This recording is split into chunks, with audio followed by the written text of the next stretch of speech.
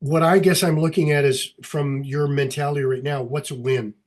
Just getting better ball contact or an actual distance? I think right initially for we'll say the first half of the summer, it is the mechanics, Okay. working on the mechanics. So this particular kick here was Okay. probably I'll just run it and we'll go. You can All right. kind of see. Let's see it. All right.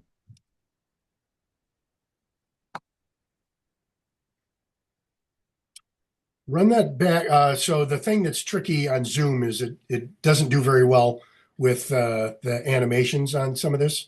Uh, Gotcha. Hit it again, and let me just see if I can grab a couple of spots. Sure. Um, okay. Here's what I want you to do. Go back again. Can you advance it like a frame or two at a time? Yeah, I can do that. I can. I was. Sometimes just with the arrow key. Yep. Um, Yep. so let's just, yeah. So yeah, just at that motion, and I'll tell you to stop in certain spots. And also zoom in on it too. Yep. So this is a little bit where I had my left foot a little bit Yep. closer to the ball, and then I looked like I was striking. It felt better coming off the foot Yep. comparatively than when I first started because I got close to the ball, trying to keep my head down, as you can see, and then Yep. off the tee this time. I just wanted to kind of Yeah. just Yeah. Yeah. No, and nice and easy, just absolutely, yeah. absolutely. There's no absolutely nothing wrong with Hmm. how you're doing it. So this kick, in essence, how far, if this is punt, pass, and kick, how Yeah. far did you just kick it? That was, let's see. So the first pylon out there was 30. It was probably around distance 33, 34. Okay, about all right. So 30 yard Yeah, kick, which and would have won me state if I could have done that. How ridiculous is that? As a 14-year-old, I screwed it up, but that kick would have um, probably done it. But yeah. so take your thing, go backwards here a little bit. Let's go Mhm. all the way back to your starting stance. Yeah. All right, all right. So creep it forward again. Okay, so stop right there. All right. So, couple different things, and you've probably, if you've watched some of those YouTube videos, you've probably already heard me say that really there's kind of only two methodologies in soccer style kicking. And let me just ask, did you ever play soccer? No, not no. Did you play soccer just for fun? Fayed, Mike, way Okay, back in the day, so but you and I are New the Balance same. shoes. I never really played soccer. Uh-huh. I kicked a soccer ball, and now as a training tool, I've kicked the soccer ball a lot more, which Hmm. is really a nice kicking training tool and something that you can add to your own repertoire. And I'll tell you why. Okay. But the soccer guys, the hard thing with them oftentimes is they've been trained so often to be accurate with soccer passing and accurate with like a corner kick. And so the corner kick, they're typically hooking the ball, Hmm. which we don't want as a place kicker.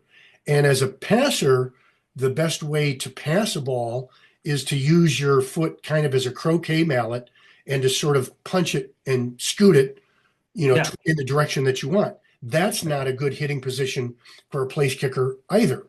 Hmm. And the best kicker in the league now, you could probably say Justin Tucker had to give up his crown to Brandon Aubrey of the Sure. Cowboys. Yeah, And Brandon Aubrey's background was he was a NCAA All-American soccer player, right. Yep. played pro soccer, but to just show the level of competition, Brandon Aubrey, as the best soccer player in the country, couldn't make pro soccer. They sent him to, sort of the B League and whatnot, and it didn't work out for him. And it was his wife watching apparently a couple of games, and the kicker for the Cowboys completely, had a mental breakdown. And she was like, "Well, I think you could do better than that." And Yeah, thank he you got could it, maybe. and like you, now him at 27 started kicking a football, went to a friend of mine, um, Gary Zahner, who's really kind of the number one kicking coach in the country, Hmm. and helped him refine his swing and make a place kicking swing. And now he's just setting the league on fire, which is kind Yeah. of neat to see. All Oh right. yeah, he's crazy, So phenomenal. what I would say here for you is a couple things. So you're taking a two-step approach, which is okay, but I'm here to tell you most guys, 90% of the NFL guys take what I'd characterize as a jab step. So here you're standing with your left foot forward, and Yep. they would take a little step with that left foot first and basically get to the same spot that you are now. If you back this up a little bit, what you'll see is so your stance is very wide here. Yes, it is. And Yep. if now you've got a very different goal in the sense to the college or high school guys that I teach, because it's not like you're getting in a game to Yep. do this and you want good hits. So one luxury is you can kind of do whatever the hell you want to do. Hmm. However, if the real goal is getting and feeling confident about your striking ability Yes. and being able to model the best guys on the planet is probably the better way to go. So Sure. my first thing would be is I think your stance becomes too wide. If you were a high school guy, I would worry that it's going to take you longer to get to the ball. You're not going to have as much time. The pro Mhm. guy needs it off in 1.27 seconds. The high Right. school kid needs it off in about 1.5 seconds. Okay. So by taking a wide stance, you're slow to get off on the ground, as opposed to you could narrow up that stance just a little bit so that the first step basically still replaces exactly where you are. In this, what I would probably do is whatever your steps were to get here, I would take your right foot and cheat it in a little bit so you're just a little taller and a little more relaxed Mhm. so you don't feel it in your butt as much. You're going to try to loosen up your glutes just a little. Okay. And I would say, and again, you can play around with it. I do know some guys that a good friend of mine who was the Wisconsin kicker many years ago, Todd Gregory, he was a two-step kicker and did exceedingly well. And so it's not that you can't, it's just that most guys seem to gravitate towards, I like that little cheater step, gives me a little extra power, Yes. doesn't really cost me anything for time. Okay. That makes Okay. sense. So that's the Yep. first thing. All right. So now as you advance forward a little bit here, so as if you took a cheater, and this is Yep. fine, and I like your head is locked in here. This is a nice drive stop right there. Go back just a little bit. So that a lot of guys, so I'm actually kind of surprised for you. So go back a little bit further if you could. Mhm. As you're taking this step, I think that that's really good. There's a number of guys who don't sort of make the most use of that first step. We've only got those 2.5 steps to get to the Yeah. ball and Hmm. get some power. And so to kick a ball well, what we're really looking at is the speed of your leg speed, the Hmm. foot position, and the contact to the ball. If you were a golfer, right, and this were a tee shot, you've got your big driver out there, but you've Yep. basically got a 2-inch wall to use. That's the Yep. sweet spot of the club. And you've got a little 2-inch golf ball, which surprisingly enough, on a football, as big as it is, the sweet spot of that football is basically a golf ball. Yeah. So you got Right. to take the head of your club, your foot, and I talk about that. I hope you've tried to do that, is feel that really hard Hmm. metatarsal right there. Right. It looks like you're getting close to that spot, but if you could zero in that hardest spot, and however your leg has to work to get that knuckle to hit Hmm. that perfect bottom third of the ball in the middle, Yep. now we got a chance. And then the follow through, just like in golf, the follow through in a way is absolutely meaningful and meaningless at the same time, right? Once the ball is Yeah. off your foot, Right. Yeah. nothing that follow through is going to do other Hmm. than tell you what did you do beforehand that put you in this position that this is your follow through. So Yep. follow through here. So one of the things is, was your aiming point, you set up a little left to kick it to the line to push it just a little bit? Was Um, was that your idea? the well, it was just to put it right, obviously right on that line and kick it straight. That was really the goal. Just a nice, easy warm up the leg, kick it straight, and they kind of, for the most part, stayed, within that this line right here. Okay. Okay. Yeah. So, I mean, if it was punt, pass, and kick, and you lined up right on the line, and this is fine. The as you get tighter and tighter, you want to get more PPK like, and really, can I control how this ball reacts and where it's going to go? And so, what's interesting is punters have a little bit more play because of the drop and whatnot, where the power zone for a punter is typically right down the line or a little bit 3 to 5 yards to the outside of whatever leg they use. If they're a righty, then like you're doing here, if you were punting it, if it landed on the line, that would be a great power zone hit. Right. But most right-footed punters cross over. It's natural. And so they end up hitting a ball on the line or they pull it left, which I try to work with them to see if they can't hit more turnovers that are going to the outside. But as a kicker, just pick out a target is the best thing. And whether it's the notch of the trees, in the far distance, that's my new goalpost, or whether it's the cone out there. I like having a goalpost like target, even if the target is 100 yards away, right? Yeah, right. Am I starting it? All right. So let's see how that your plant foot goes. So now you drive to it and stop. Okay. So stop right there. Okay. So now this is where 54-year-old guy meets kicking. Yep. There you go. Yeah. If I cut over to Justin Tucker or whatever, his heel is going to come really close to hitting his butt. He's got more. So understand the mathematics of this swing is if you could get more flexibility to get your heel closer to your butt, which may or may not happen. Right. You could get more.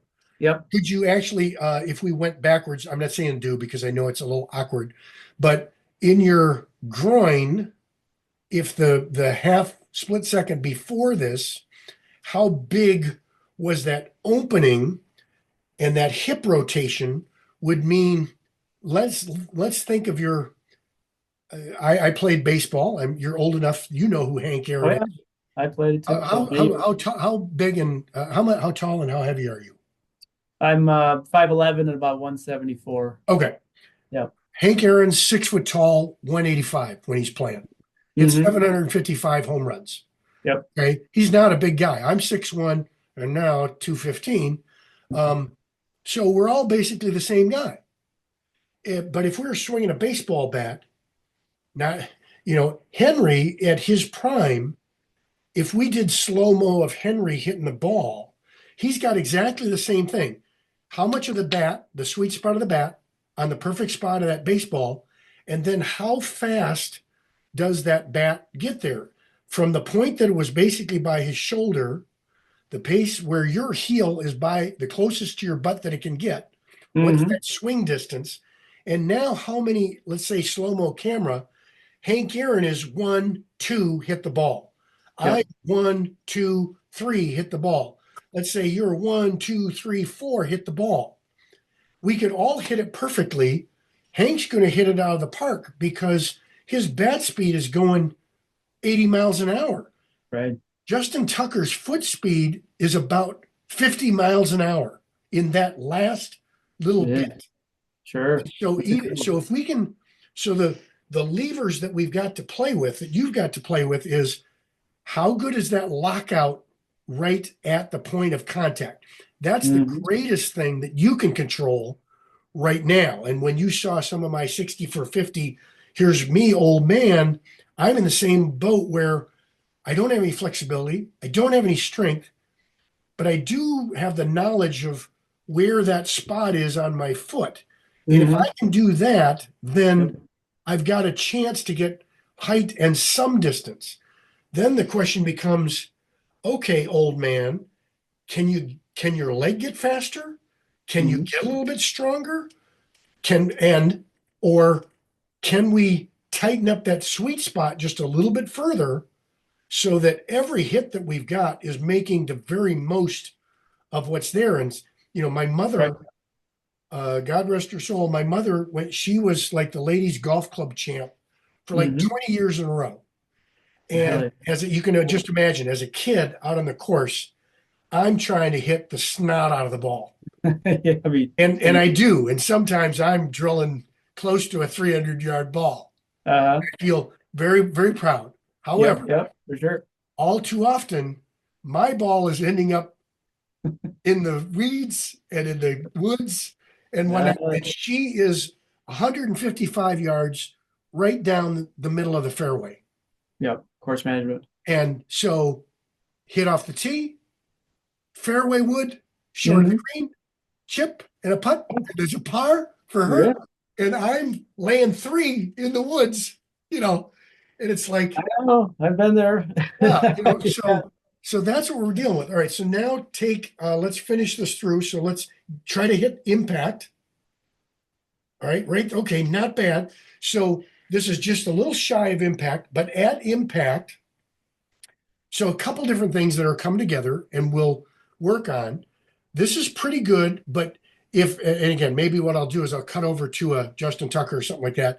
You'll see at his impact, both his plant foot and his striking foot are almost perfectly straight.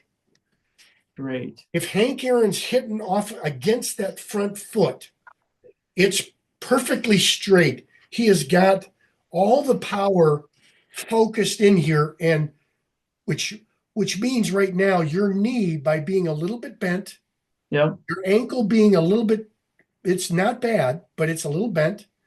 Actually, your arm position is a little off too, but you can see that there's a little bend in there. There's even a little bend in the plant.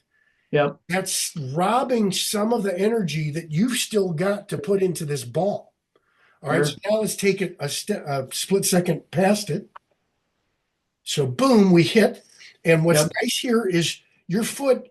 Now, in a perfect realm, your toe is a little bit further down. It's already started to scoop up just a little, which means, again, you've only got so much power, speed, and flexibility to work with. Same with me. Yep. And so we're going to try to maximize that. But what I love what you're doing right now, and now your head is down here, maybe too far down.